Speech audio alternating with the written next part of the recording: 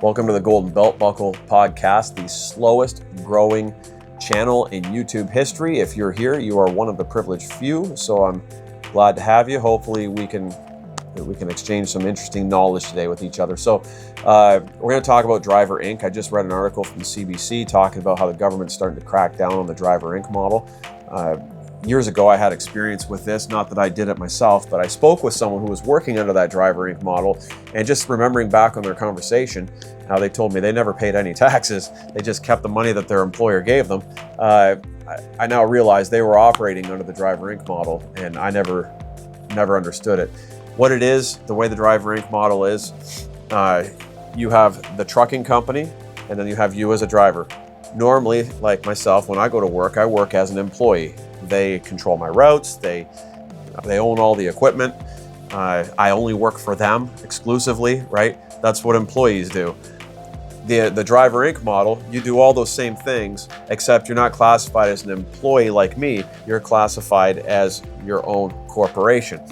So what people don't realize is if you are classified as your own corporation, you're obligated to follow the rules of a corporation.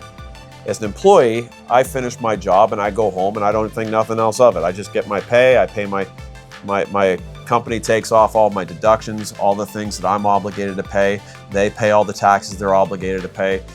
The Driver Inc. model, a lot of times drivers do not pay anything. They just take whatever money the company gives them, and they just keep it all for themselves.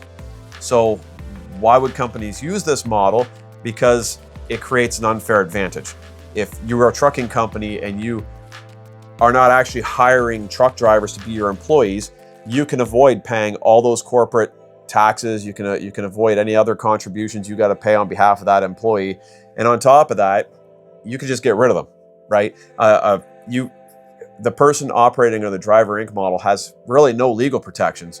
They have some, but I mean, they can, if they refuse the work, if they call in sick, if they want to take a vacation, the company they can just get rid of them. They don't have to go through any tiered process of firing them or letting them go.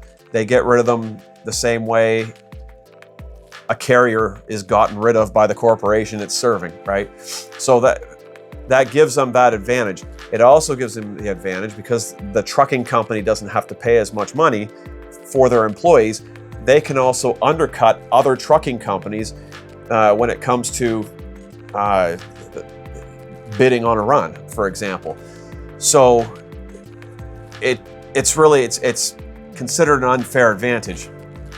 I don't know how unfair it really is. I don't support it, but the way I see it, the way it looks, is if you are the driver that's operating under this, you just simply need to know the rules and then pay your taxes accordingly, and you should be okay. But the trouble is people don't pay their taxes. Apparently, most drivers just keep the money. So they don't pay any of the taxes. And the government is now cutting, they're starting to crack down on it. And I think it's 2024, they changed some of the rules.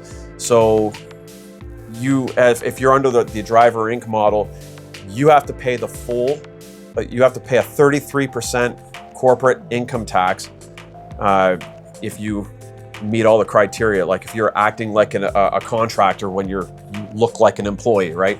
They're going to classify you. They're going to make you, if you want to be that way, if you want to operate Driver Inc., you can do it, but it's going to cost you. So a 33% corporate tax rate, you make $100,000 a year, you're going to walk with $55,000 gross. If you were operating under a small business designation, that $100,000, you'd make about $85,000 because the small business tax rate's only like 9%. So the government is now cracking down on it. They're punishing you punitively tax-wise, and on top of that, if you aren't paying your taxes, if you're not paying that 33% tax rate, you're keeping it all for yourself, or you're writing a whole bunch of things off that you're not allowed to write off. I have to imagine that you're probably going to be liable to back taxes as well if you end up getting audited. So it's something that you need to educate yourself on, okay? My understanding is a lot of East Indians that just come fresh off the boat, they get taken advantage of by trucking companies hate to say it, they're their own people. I don't know what to say, how to say it, right? They get taken advantage of. They don't know the laws. They oftentimes don't even know the language. They're young. They've never owned a business. So it's just, they're easy pickings. But truthfully, it's something I would have done when I was younger, because I never thought nothing about it either. If I got hired on by a company and they said to me, you need to incorporate, I probably would have just did it. So yeah, that's the rub. The trucking associations are coming out against it. Government's coming down on it. If that's you, or if you're a new driver, you better educate yourself about the business before just getting involved in this kind of thing.